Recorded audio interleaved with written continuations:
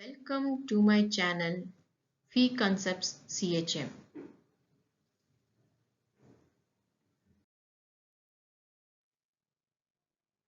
This is the fourth part of the series of thermodynamics.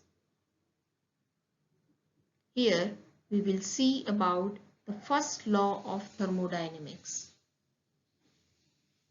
as well as heat as a path function.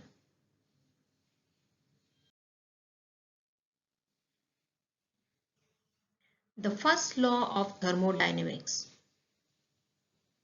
To bring out the concept of heat as a form of energy, the first law is stated as when a certain amount of heat Q is supplied to a system which does external work W in passing from state 1 to state 2, the amount of heat is equal to sum of the increase in the internal energy of the system and the external work done by the system. In terms of symbols, the law is expressed as Q is equal to U2 minus U1 plus W. For a very small change in the state of the system, the law is expressed in the differential form as delta Q is equal to du plus delta W. This is equation 1. Where delta Q and delta W are not perfect differential, but du is a perfect differential because u is a function of the state of a system.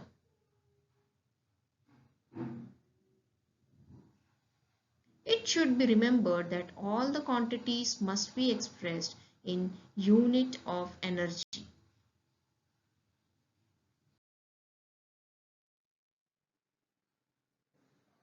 The amount of heat Q or delta Q is taken positive if heat is supplied to the system. The amount of heat Q or delta Q is taken negative if heat is removed from the system. Similarly, the work W or delta W is positive when the external work done by the system, that is, for example, you can take the process of expansion. Similarly, the work W or delta W is negative when the external work is done on the system in compression. If the state of the system is changed from an initial state 1 to a final state 2 by supplying heat Q to the system, and if W is the work done by the system during the change, then the increase in the internal energy of the system is given by U2 minus U1 is equal to Q minus W. This is equation number 2, where U1 is the internal energy in state 1 and U2 is the internal energy in state 2.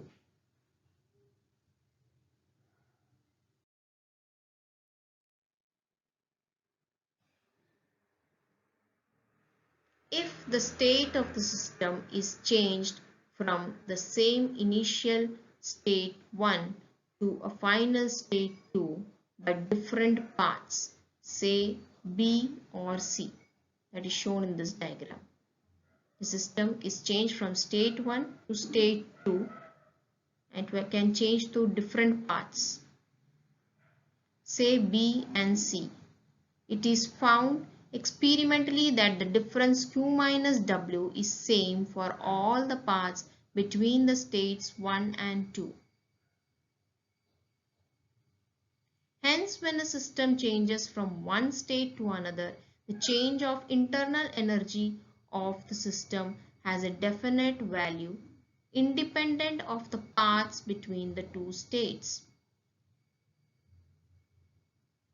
Hence, internal energy is called as state function or point function and not a path function.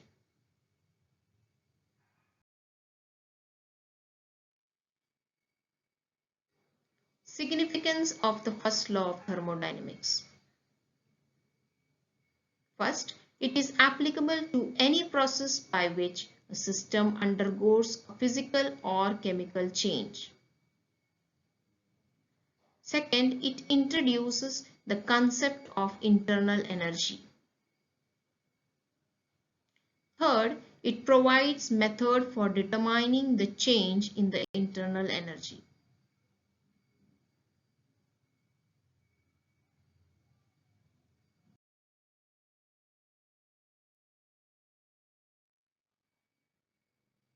Heat as a path function. In equation 2, the difference U2 minus U1 is a function only of the initial state 1 and final state 2 of the system.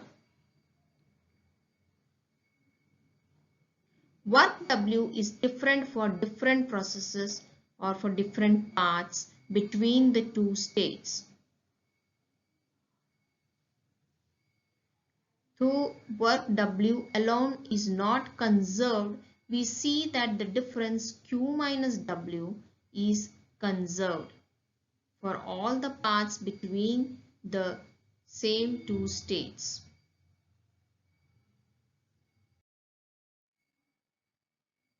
It follows that heat Q, like W, depends on the process or on the path. That is, Q is path dependent and is not a property of the system. Like delta W, delta Q is not an exact differential. If the system is taken over a cycle of operations, at the end of the cycle it returns to its initial state. That is, U2 will be equal to U1. Hence, from equation 2, we get Q is equal to W if both are expressed in the same units. Hence, heat flowing into the system becomes equal to the net work done by the system in a cyclic process. Thank you for watching my video.